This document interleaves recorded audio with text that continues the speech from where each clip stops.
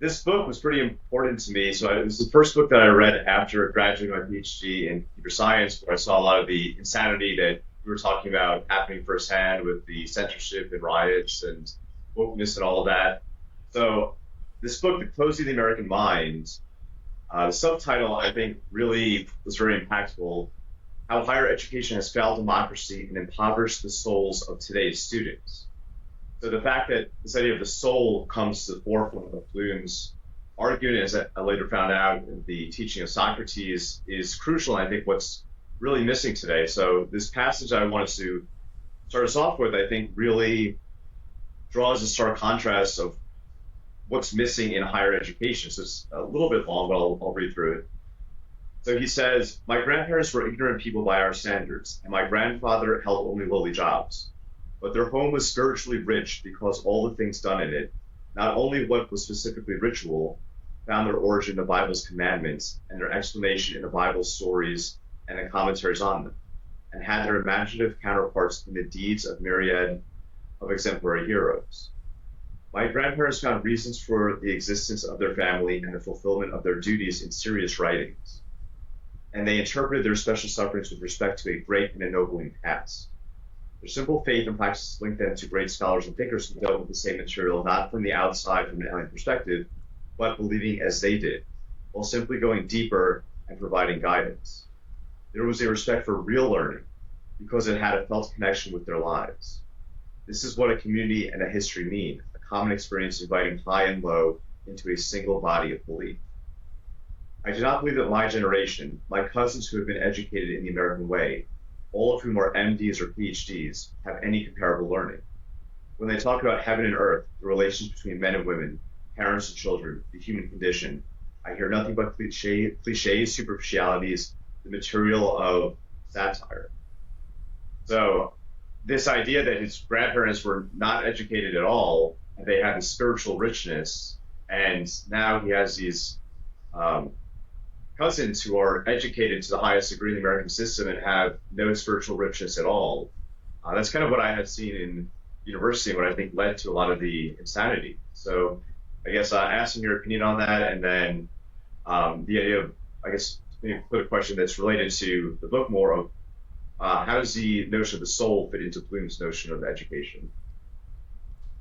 Well, let me take the soul and education first. So, well, actually, let me ask. I mean, if you guys think about what Bloom wrote and what Nick read, do you have some reference point in your own lives for that a parent or a grandparent who was rooted, or maybe you yourselves come from a tradition that remains rooted and is still rooted in a deep understanding that may not be academic? And like in that passage Nick read, you probably know people who have gone through a technical training or a professional training and have become somehow global citizens, citizens of the world, but in no way meaningfully rooted in an understanding of their heritage, no sense of a legacy that they're receiving from a past generation, handing down to a future generation. And so if you have models from your own life of people who embody one or another trajectory there, then you'll see what Bloom was talking about. Now, he encountered this not just in the case of his family members, but with the students that he was seeing, because the students didn't have anything. They came into school knowing so much, knowing, quote unquote, knowing so much, right? In fact, what's the thing that you can know so well that it's going to stop you from ever having to learn about your roots? The knowledge of progress, that we know more today than they knew back then. So why would we waste our time studying them, right? I mean, Plato did not have AI, and we do, right? He does not have the ability to go type anything he wants in. So therefore, he's got questions that he has to spend all life sitting around and thinking about. Meanwhile, you can put on Grok voice mode on your drive over here and get those questions answered. So I think it's this idea built into an understanding of progress that we don't need to pay any but like archaic respects to the past.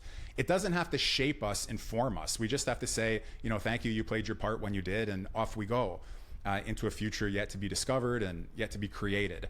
So it is important to try to understand what is it built into an understanding of education that would have us break our bonds with the formative components represented largely by the old books and the traditions around them. I'll give you a quick example of this problem. There's a book you guys may or may not have heard of. I understand it's popular in Bitcoin circles, and it's called The Sovereign Individual. Has anybody heard of that by any chance? I think it's from the late 80s, and it sort of predicts that there are going to be monetary and other technologies allowing people to escape the sovereignty of the state. Because let's say I have $1 million in real estate, and suddenly the state becomes tyrannical. I can't pick up my real estate and run.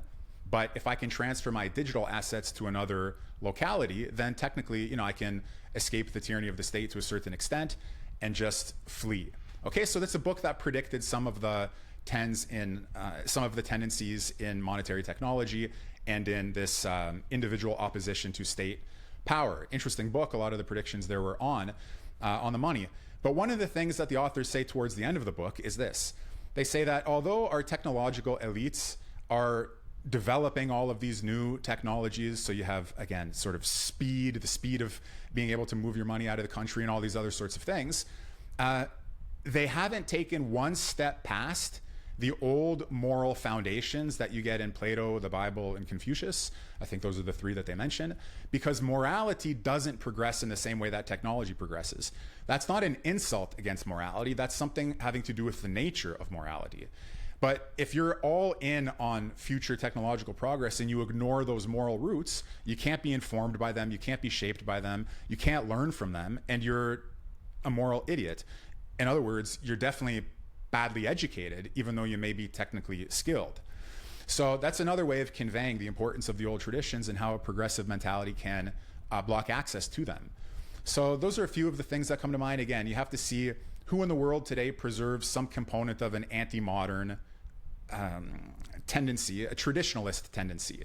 So I think there are American patriots who see the tradition of the American founding as worth preserving. And of course, there are non-Western, non-American traditionalists who see their own religious ways of life as worth preserving. And sometimes they try to destroy the modern world, and sometimes they try to find a modus vivendi with the modern world.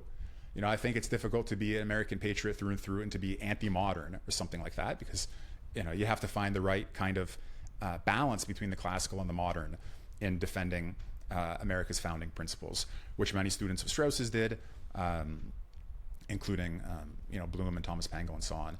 So those are a few things that come to mind on that on his story about grandparents and cousins. About the soul, so it's interesting because you could say that the classical view, it's almost like saying, what do wheels have to do with the car? Well, it's very difficult to think of a car without thinking about its wheels, like having wheels, right? So education has to do with the soul. I mean, that's what education is classically. Educating means you're educating the soul to have the right loves, the right aspirations, the right longings, to be oriented towards the right things, to have some sense of the capacities of the soul, whether it's our practical judgment over things that can be different, or whether it's our speculative knowledge of things that are like, you don't have control over whether 2 + 2 = 4. So that is a certain activity of the soul, comes to grasp mathematical relations. You do have control of whether you're going to spend, $100,000 or $10,000 or $1,000 or nothing if somebody is right on the street begging for money. So there's certain acts of the soul that have choice. In other words, we have choice in the matter. That's the whole realm of practical wisdom, prudence, practical judgment. There's the higher speculations of the soul, up to and including the divine science, our physics, mathematics, theology. So it has, I would say, classically been understood that education is the education of the soul. It's very difficult, to my mind, probably because I've been trained on the books of Strauss and his students, to see education as distinct from the soul. But that's actually exactly what Bloom is telling us. We took something that is so fundamental. Okay, let me just put it to you this way. Plato's Republic, which is absolutely important for Allan Bloom. He's the translator of the authoritative translation, let's say. Okay. Plato's Republic culminates in some sense in the image of that cave allegory or the cave image. Something that I think everybody has some rough familiarity with, whether or not you've ever read Plato, whether you've ever read the Republic. And what does Socrates himself say about that image or that allegory at the outset? He says it's an image of our nature with respect to its education. The cave allegory shows us that education consists, as Socrates says when he concludes the image, I mean, among all the many other things in that very rich and beautiful account, he shows us that education is the turning around of the soul from the world of becoming, which is intermixed with non-being, to the world of that which truly is, where we can put our soul into relationship with, as it were, a true being or reality, or the the things, the knowledgeables, the things that can be known. So if you have right at the heart of the greatest book of political philosophy ever written, the most powerful image in the history of philosophy, and it concerns education as the conversion of the soul, the turning around of the soul. So now imagine you are Allan Bloom and you've been reading Plato and Aristotle, and you have some sense of the richness and beauty and power and majesty and truth of this view of education. And then you have students who say, oh, truth, what are you? Like, there's no such thing as truth. You have your truth, I have my truth. Soul, what are you talking about? Like, you some sort of Christian fundamentalist? Like, there's no such thing as the soul. Or, Buddhists have their idea of the soul. Everybody's got their idea of the soul, and everything like is starting from scratch in some sense for Bloom. And as you, I think, saw in the passages that you read or may have read, he said it's not only a turn of phrase, so to speak, that they're starting from scratch. What Bloom says is that these students have had their opinions destroyed as prejudices, and they are left with nothing except sort of their own. They're full of themselves. They're full of themselves and of opinions that have no good basis, no good history, and no good weight to them. So it is true that for the classics, education has to do with the correct order of the soul and all of the different ways in which you might educate that. I mean, let me add one thing here, which is, obviously, it was recognized that there is a certain sort of technical training that a person can receive. How am I going to build a horseshoe and put it on my horse, right? Like, what are the arts and crafts? So there's such a thing. Greeks understood, needless to say, that there's such a thing as technical training, and that in some sense you can receive an education in technical training, but they reserved the full sense of the word education for a liberal education that frees the soul and that elevates the soul, that dignifies and ennobles the soul by putting it in its right order. So you shouldn't think when we talk about education having to do with the conversion of the soul that it's like, well, again, what about all the different areas of learning? No, they acknowledged areas of learning, but they just, the soul is the most important phenomenon. The soul is the most important thing. It's what makes us who we are. It's very mysterious and puzzling. We can get some grasp of it, though. It's not like we're working with nothing. But for Bloom, we live in a world of souls without longing, which I think was the original version of the original title of Closing of the American Mind, Souls Without Longing. Souls that don't even know their souls, don't want to be souls, have nothing to aspire to, and have been led astray, not because they're wicked, but because their teachers have been their teachers have dropped the ball. So that's how Bloom sees it. And therefore, somehow, if you want to save the souls of the American youth, you have to do so through reflection on education, on the great books of education, which for him includes the history of political philosophy. Plato to Rousseau, the two great, he goes in some sense before Plato and past Rousseau, but for him, Plato and Rousseau are two of the beautiful pillars of reflection on education.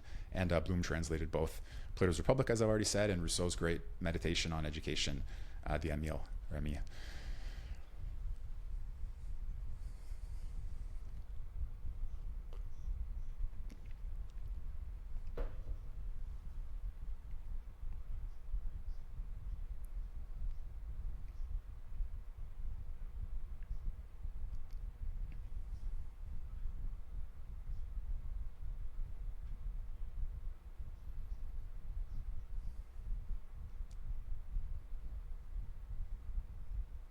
Mm-hmm.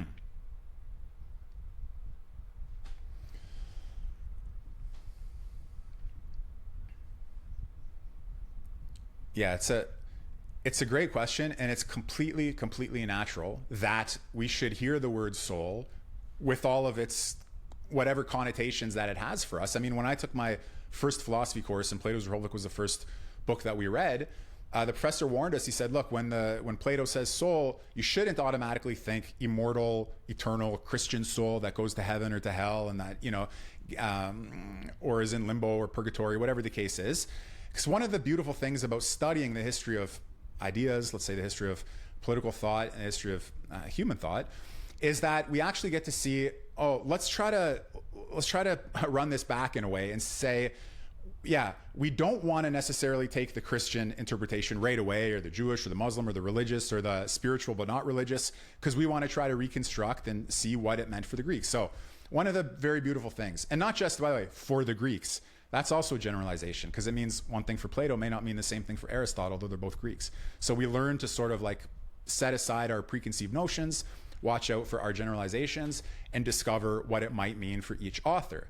Now, why it's a very amazing thing to do and why the books are indispensable. Well, it's not like we're left with no guidance, because Aristotle has a book called On the Soul.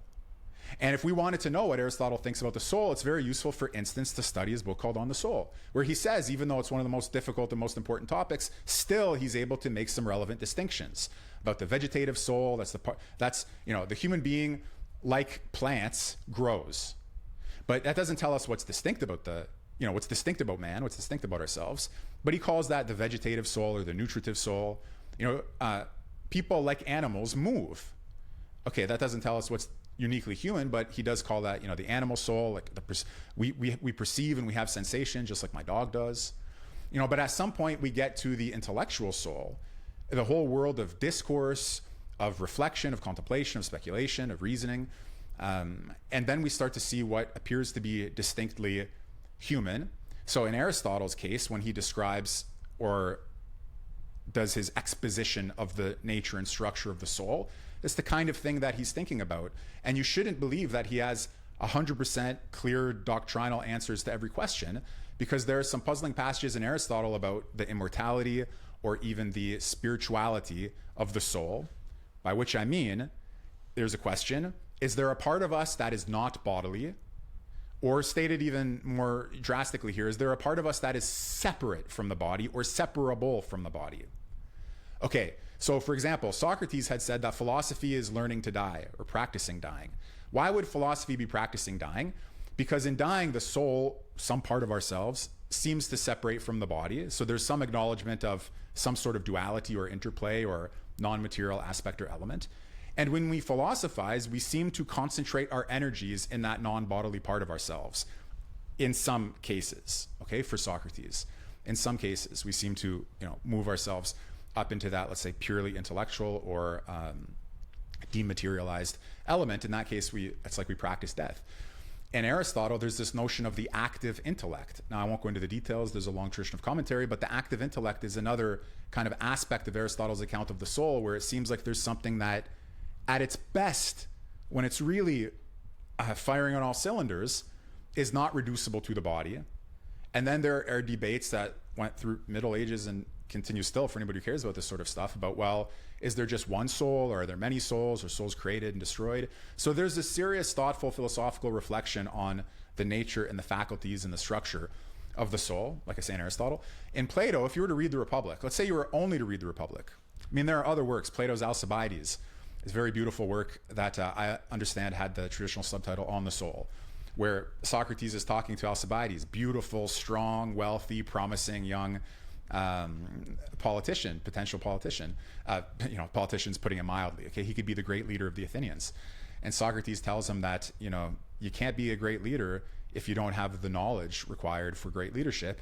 And in some sense, the greatest knowledge required for the greatest leadership is the knowledge of your soul. So he has to have a conversation with Alcibiades that shows Alcibiades, not only do you not know, this, that, and the other thing when it comes to correct leadership, you for sure don't know justice because you haven't learned it from anybody, and you for sure don't know even your own soul. So there are parts of Plato that are nice and short and sweet on the topic of the soul, like Alcibiades. But in the Republic, let's say you come to the Republic, you say, I don't know what Plato means by soul. What will I learn potentially that will help me to get some sense of how the Greeks or Plato thought about the soul? Well, he begins to say things like, haven't you ever noticed that there's, let's say, something that attracts your attention, so you want to look at it, but at the same time, another quote unquote part of you knows that you shouldn't be looking at it because it's kind of not right to do. So you kind of like, you want to, but you shouldn't. And then you have your action, either doing it or not doing it. And then you have your like anger or whatever, right? So imagine something comes up, Elon Musk posts something ridiculous on the timeline or whatever. Okay, there's a car crash and there's a mutilated, God forbid, one of his examples. Okay, and you just can't help but look, even though you know you shouldn't. You do look, and then you're angry at yourself. So he says we can actually like distinguish certain acts of, now here's where we fill in the blank. Acts of what? Acts of ourself? Well, the way that they think about it is acts of soul. Acts of this central component of ourselves. This acts of this, of the who we are-ness of ourselves. Okay, whatever. There's different ways of putting it. So we seem to have, desire seems to be a component of the human soul. Will seems to be a component of the human soul. Reason, reflection, judgment seems to be a component of the human soul. And this spiritedness, this like anger at yourself or at somebody else, you know, righteous indignation. So that's how they do a certain sort of quote unquote psychology to try to understand the nature of the soul. Now, the thing that distinguishes in a way the modern accounts of the mind or the spirit or the psyche as the self is that they have built their account in some sense on top of certain presuppositions or arguments that they make against Plato and Aristotle. So let me give you a little example. If you begin to believe that only that which can be measured matters, let's say, or even is real, in other words, if you become, you know, materialist in a reductive sort of way or an empiricist, again, in a reductive sort of way, then you say, well, we shouldn't even really talk about, you know, the soul. The soul is kind of like an imaginary mythical fiction type thing. What we can really do is measure, you know, we can measure heart palpitations and this, that, and the other thing. And you can do tests, psychometrics to try to understand what's going on within a person and maybe ultimately think that it's all, a biochemical process. And somehow in this way you denature the soul from the Greek perspective, even as you are padding it, even as you are like biologizing it in another sense. You see what I'm saying? So like biologizing the soul is a way of denaturing the soul or something like that. And then there's a whole tradition. Again, these are very deep and complicated questions, so I'll just leave you with one last remark on this point. If you think about what I said, desire, will, reflection, emotion, everything that's packed into the older view of the soul, and then you imagine transformations of thought over the centuries and millennia, whether they're whatever, empiricist, idealist, romanticist, you can imagine any one of these facets being sort of like drawn out in any one direction. So maybe I'm just interested in the immateriality part of the soul, and suddenly, you know, I have some notion of spirit that develops from that. Or I'm really interested in the spiritedness of the soul, and then I have like a theory of emotion that follows from that. You see what I mean? So what is like a beautiful, complex, blossoming complexity for the Greeks, this notion of the soul, in the development through medieval, modern, and not to say postmodern times, it can get sort of chopped up, parceled out, flattened in some cases, you know, drawn in a grotesque or exaggerated way. And that's why you have all these different approaches. One of the most important, I guess, to be discussed in our time, broadly speaking, is the notion of an unconscious. You know, that the idea that we can be transparent to ourselves through reflection is bogus, because we have all these repressed desires and things working on our thoughts, and therefore Freud, you know, takes his hammer against the old conception and so on. I have a question as regards, I guess, the political paradigm that Bloom was writing in, and that we progressed to in the 20s, almost 30 years since he wrote. You mentioned that you studied Dugin at the beginning, and yes, one thing that I've read a little bit of Dugin, and his, I guess, one of his contentions is that the liberal paradigm is simply one paradigm among others, and the liberal pretension is that the liberal paradigm is the best and should be imposed upon the rest of the world, and that he would like to see that stop. And I guess I've been struggling intellectually with this for some time, because on the one hand I do see Western imperialism having run amok, Western liberalism has become materialistic, hedonistic. On the other hand, once you step outside of liberalism, unless you have an authoritative tradition that you're going to step into, you fall into what we all experienced 4 or 5 years ago with white culture is being on time and working hard, and Native American culture is different, and Black culture is different, and just this hodgepodge of what would you call them? Folk ways, taking people resorting to folk ways in order to sort of mask over their inadequacies. Yes, well, Bloom does write about that as a concern, where he says, on one hand, you have the universalism of human rights, which gets criticized as American imperialism. But on the other hand, you have this manyness of cultural types, which apparently does not leave us with any rational standards of judgment, since everything is just a matter of, how we do it like this here, you do it like that there. And it would seem like for anybody with, I don't know the right way of putting it here, I don't want to say, well, I'll tell you what I was going to say, which is that for anybody with a philosophical inclination or some sense or intuition that human reason somehow transcends our cultural caves, our particularistic here and now, it is, that obviously you want to try to split the difference between how can we preserve rational standards in a way that speaks to what's universally human about us, if anything, which there seems to be, while at the same time giving proper and due account to the limitations posed by the particularities, because the imperialism of a specific point of view is a temptation, and it is a pitfall, and it can blind you to many things that are true outside of your tradition. I mean, it is a certain risk.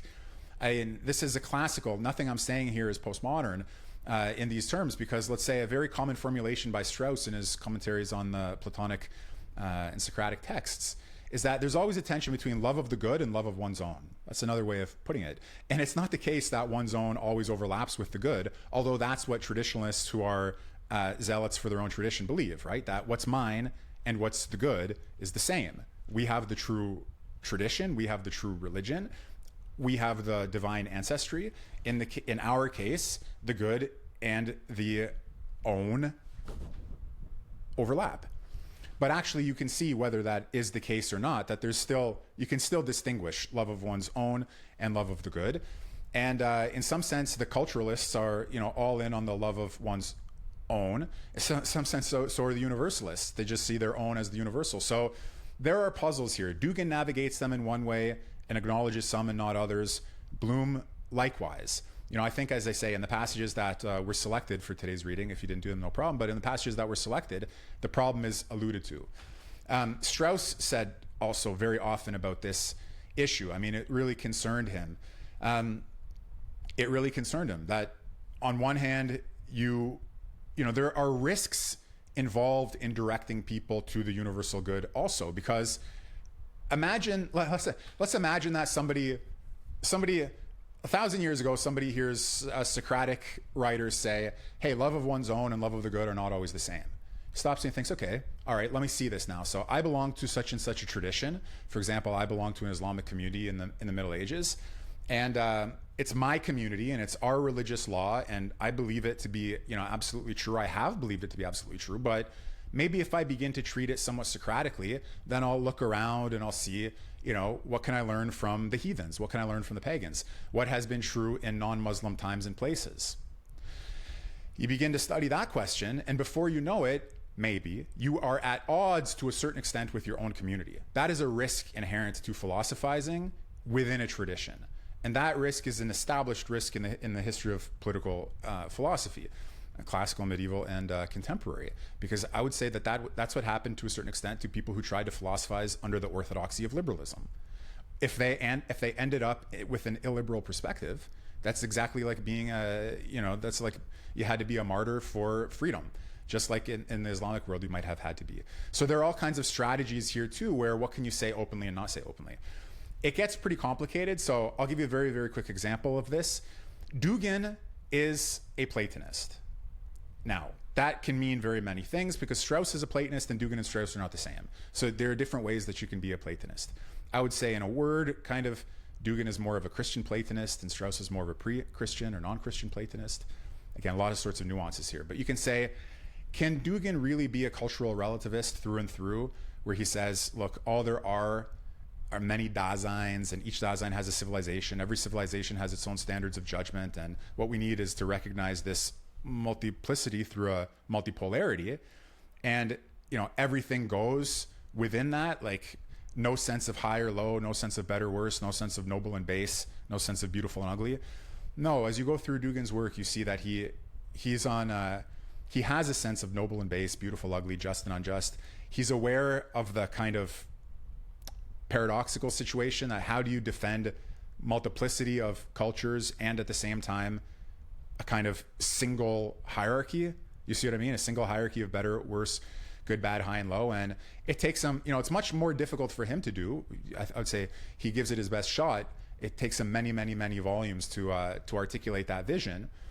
Whereas for Strauss, it's easier. When I say Strauss, I incorporate Bloom, okay? Because Bloom, you may not know this, he doesn't mention Strauss on every page of Closing of the American Mind, but this is a book that is written, you could say, in honor of Strauss, and it works within the theme set by Strauss. So for all intents and purposes, if I say Strauss, it's like talking about Plato and Socrates, okay? Talking about Strauss and Bloom, for all intents and purposes, I'm referring to a similar set of concerns and interests here.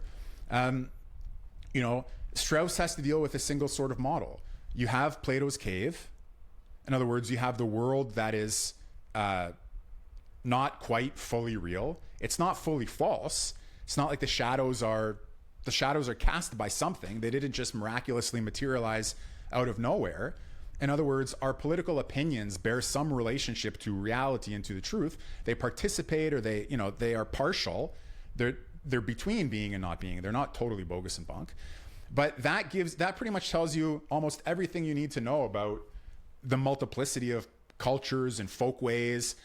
It's that people have opinions about life, death, the gods, human soul, justice, all what's right and what's wrong. But their opinions, that's all represented, you could say, by the image of the cave. And the possibility of knowledge is represented by, ascent out of the cave. So it's not like you have a problem of 100 different philosophical ascents. You have opinion and the attempt to transform it into knowledge. And from your own lives, around the table, 7 of you, I'm sure there's some topic on which you'd have 7, if not more, opinions. You don't need to be, we don't need to have any special experience of the world to know that people have different opinions concerning good, bad, right, wrong, beautiful, ugly, noble, base, and all the rest of it, right? And if it's not the 7 of you, then you knock on your next door neighbor's door, and I'm sure you guys will find something to disagree about very quickly, right? So that's the character of opinion, and it's not obvious that recourse to folkways gets us that much further than recourse to opinion does, as accounting for the multiplicity of human affairs. And then what's distinct, what cuts through all of that, is the possibility of philosophy.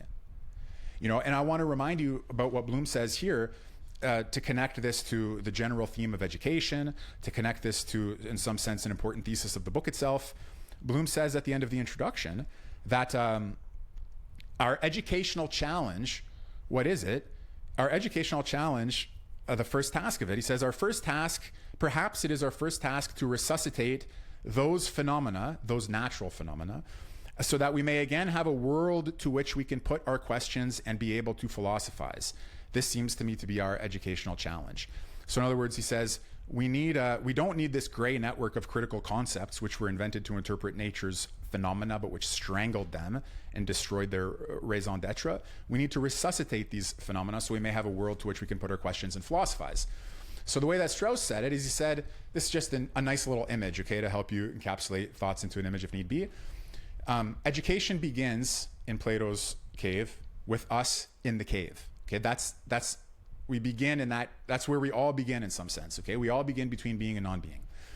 But that's our natural situation. Strauss said that we find ourselves today in a cave beneath the cave.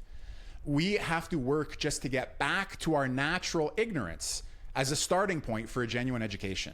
And I think that's a pretty powerful model, and you can even expand on it, because being in a cave beneath the cave, there's something like Titanic about that. There's something about wanting to go deep down. There's something like heavy and terrestrial about it.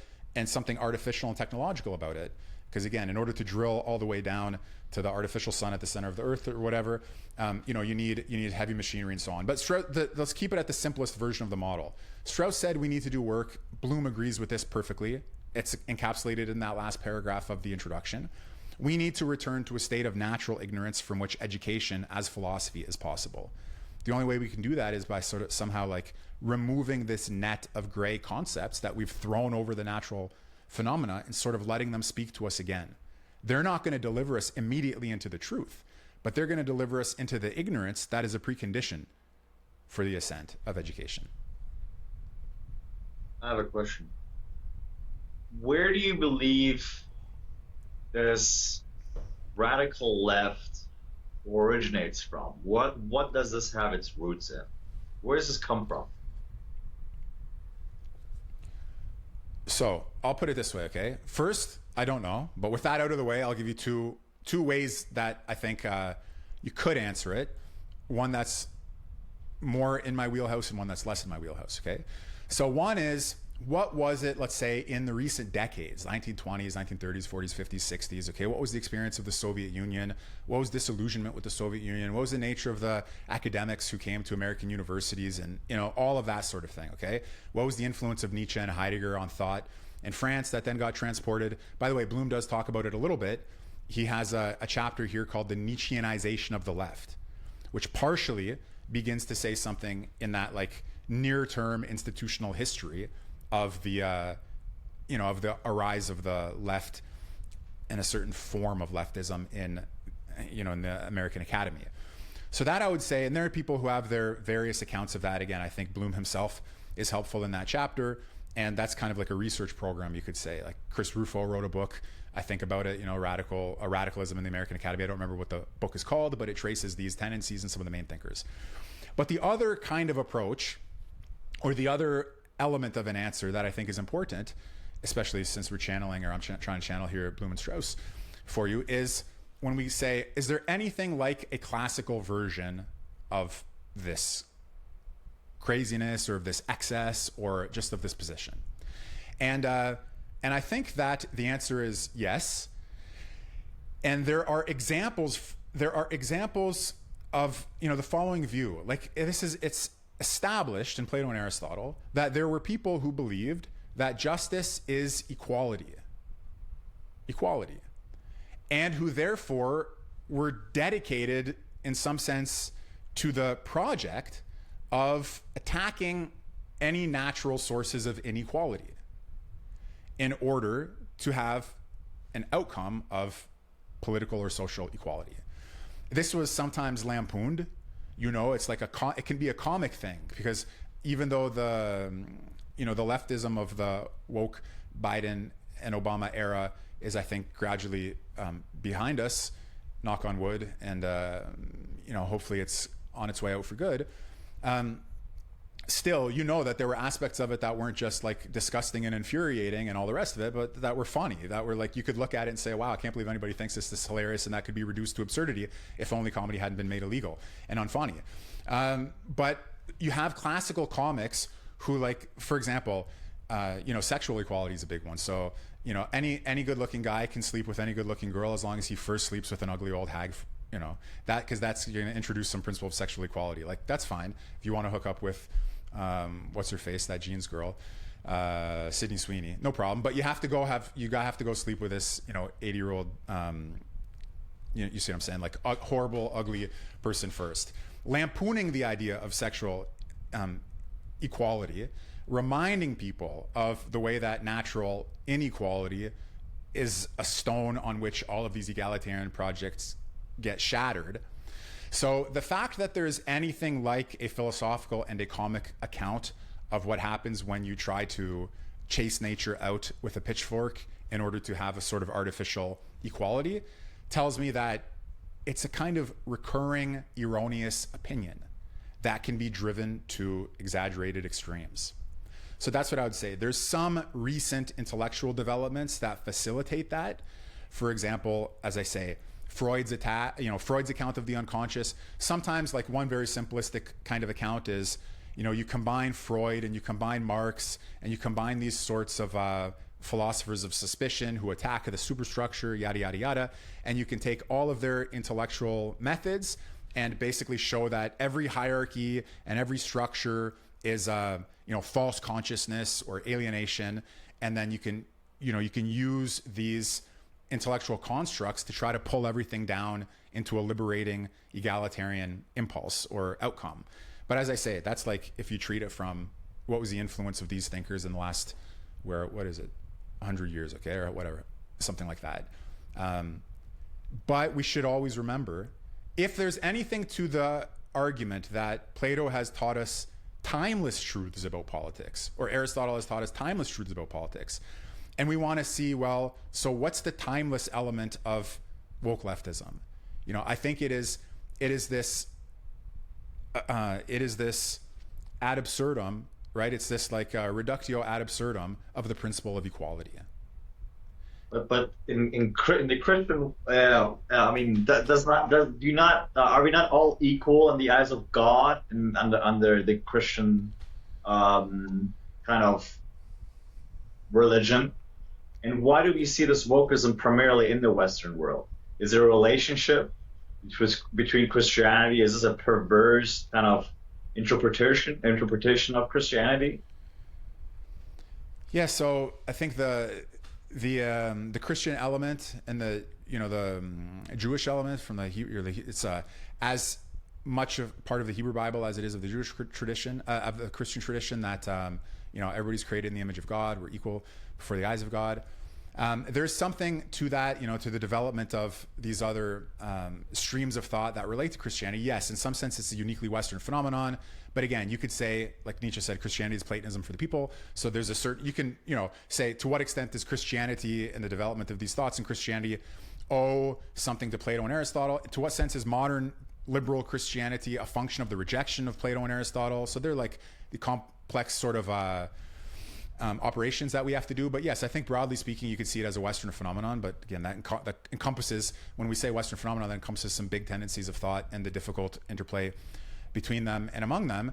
And for sure, there are versions of religious thought, Christian thought, that recognize that in some sense, there's always these qualifications, right? In some sense, we're equal, but what is the specific sense in which we're equal? Or in some sense, equality is a political and a legal goal, but in what sense exactly, right? So we all have equal recourse to the law is different from we all have equal outcome for unequal inputs of our labor and time and all the rest of it, resources, right? So there's all of the conceptual distinctions. Well, equal with respect to what? Equal in what sense exactly?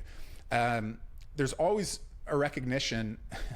You could say that, I'm simplifying and generalizing here, but to make what I think is, broadly speaking, okay, a valid point, that in all but the most exaggerated cases, the notion of degrees of rank coexists together with the notion of being created equally in some sense.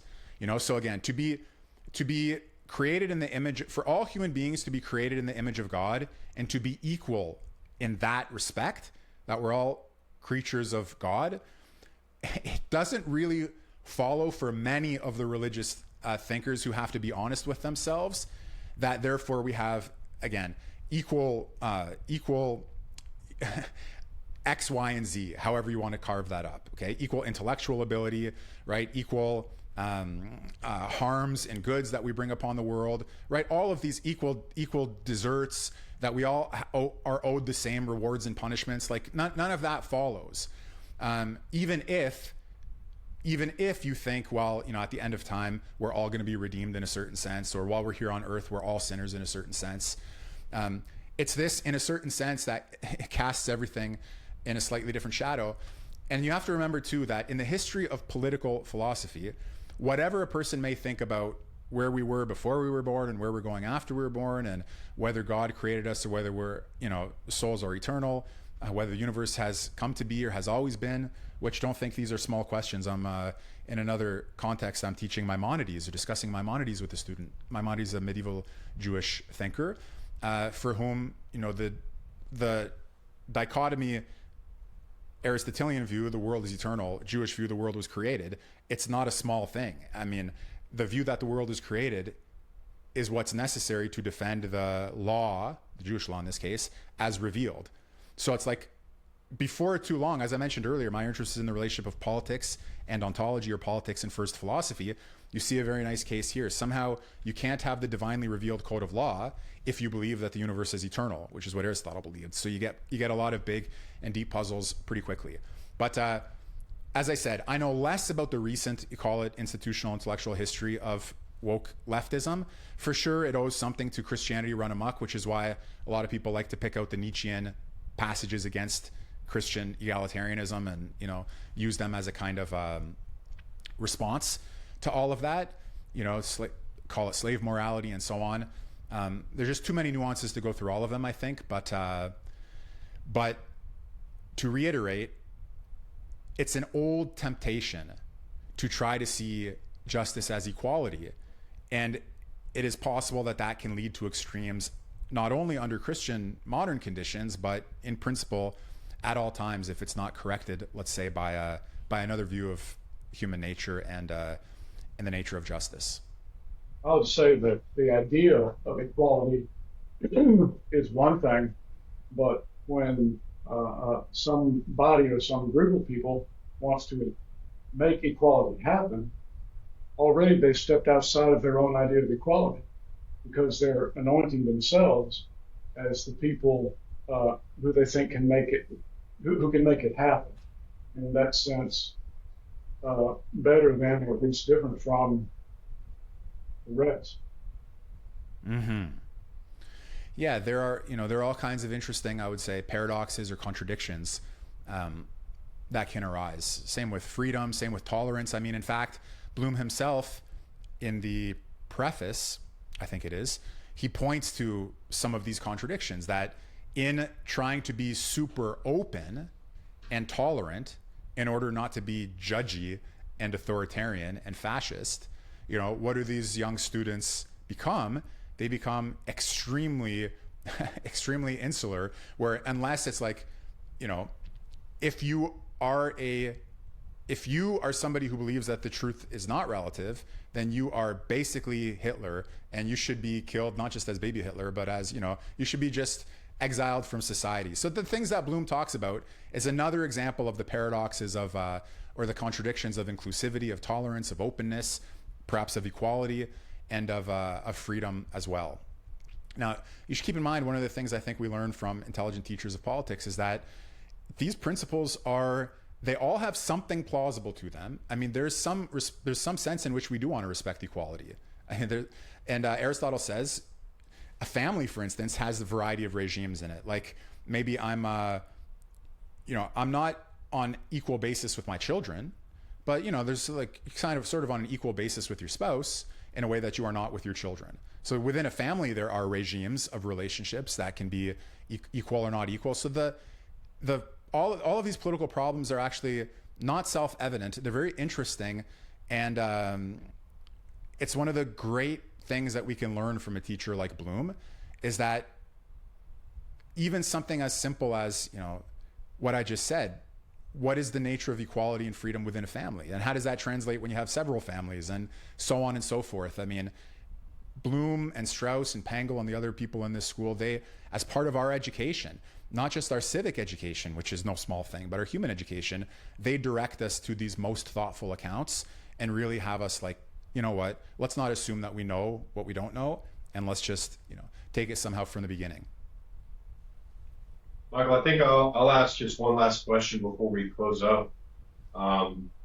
So just to kind of put a ribbon on all this, you know, as we all endeavor to educate ourselves, enhance our own souls, what types of things should we seek, and how do we know if it's working?